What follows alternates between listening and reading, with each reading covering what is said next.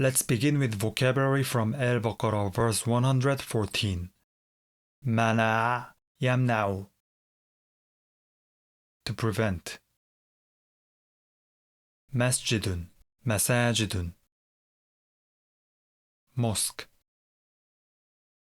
Sa'a yas'a, to strive. Khizyun, disgrace. Now let's turn to verse 114.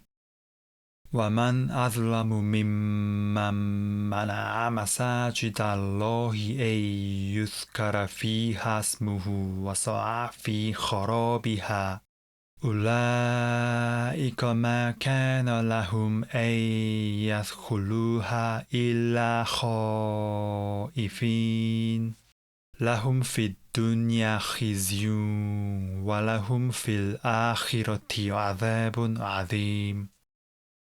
Now let's walk through the verse together. We begin with waman, which is wa plus man, meaning and who.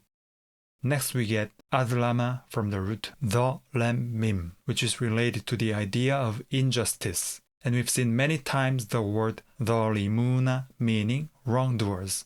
By looking at the alif hamza prefix, sukun on the first radical, fatha on the second radical, we can tell this is af'al pattern, which is a comparative form meaning more unjust.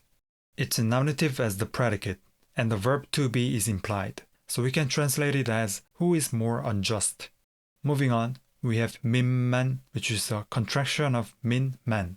Here, min is used with the comparative to mean than, as in more unjust than, and man means the one who. Up next is mana'a from the root mim nun ain, meaning he prevented or prohibited. And then our next word is masajida, meaning mosques. It's the plural form of masjid from the root sin jim del, which we saw several times in this surah in the verb sajada, meaning to prostrate. Therefore, masjid refers to the place where people prostrate before Allah. It's in accusative as the direct object.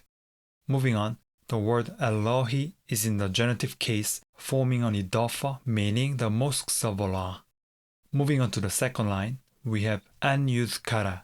An here is used with the verb mana'a and is followed by a subjunctive verb to express the prevented action. Yudhkara is from the root der kaf ra, meaning to remember or mention. The dhamma on the prefix and the fatha as the stem vowel indicate 3m as passive, so it means it is mentioned. The fatha on the final radical instead of a dhamma indicates subjunctive. Moving on, we have fiha, which is fi plus pronoun ha, meaning in them. This pronoun refers back to masajid, but why is a feminine singular pronoun used here? Because masajid is a non-human plural. Up next is ismuhu, which is ismu plus possessive pronoun hu, meaning his name. It's a nominative as the subject of the verb yudhkara. So to review the meaning of the sentence so far, who is more unjust than the one who prevents the mosques of Allah that his name be mentioned in them? In more natural English, who is more unjust than the one who prevents the name of Allah from being mentioned in his mosques? Moving on, we have wasa'a, which is wa plus sa'a from the root sin ain ye, meaning and he strived. This verb shares the same subject as mana'a, which is man in the first line. The following word is fi, meaning in or for, and kharabiha, which is kharabi plus pronoun ha, meaning their destruction, which refers to the destruction of the mosques. So to recap from the beginning, وَمَنْ أَظْلَمُ مِمَّنْ مَنَعَ مَسَاجِدَ اللَّهِ أَن يُذْكَرَ فِيهَا اسْمُهُ وَسَعَى فِي خَرَابِهَا means, and who is more unjust than the one who prevents the name of Allah from being mentioned in his mosques and strives for their destruction? Moving on, we have ulaika, meaning those, which introduces the topic, so it's like saying, as for such people. Next we have ma kana lahum. ma meaning not, kana meaning is, lahum meaning for them. So ma kana lahum means it is not for them. And we'll see what that refers to in the second line, where we first have an yadkhuluha.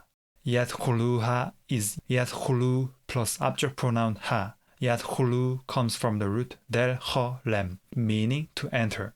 Ya prefix and u ending with the final nun nominative indicate 3MP subjunctive. Here, an plus subjunctive verb forms a verbal noun meaning entering them, which means entering the mosques. So this sentence means entering the mosques is not for such people. Moving on, we have illa meaning except. And then khaifina from the root kha well fa. We saw the word from the same root in verse 112. Here, khawfun meant fear. Coming back to our verse, here we have fa'il pattern. So khaif is an active participle meaning afraid or in fear. And it has ina ending, which is the sound masculine ending in the accusative case. It's in the accusative to describe the circumstance or state in which they enter the temple. So to recap, أولئك ما كان لهم أن يدخلوها إلا خائفين means it is not for those to enter them except in fear, or such people cannot enter them except in fear. Moving on, we have lahum again, meaning for them. Up next is fid dunya, meaning in this world. And then we have khizyun from the root khazaya, meaning disgrace. It's in nominative as the subject, and the to be verb is implied. So the first line, lahum fid dunya khizyun, means there is disgrace for them in this world. Moving on to the second line, we get walahum, meaning and for them. Up next is fil akhirati, meaning in the hereafter. Akhirati is in genitive because of fi. And finally we have adhabun adim. Adhabun means punishment and adimun means great. Adhabun is in nominative as the subject. So the following adjective also has to be in the nominative. So the second line, walahum fil akhirati adhabun adim, means and there will be a great punishment for them in the hereafter. Alright, let's wrap up with a recap from the beginning. In English we get, and who is more unjust than the one who prevents the name of Allah from being mentioned in his mosques and strives for their destruction? It is not for those to enter them except in fear. For them is disgrace in this world, and they'll have a great punishment in the hereafter.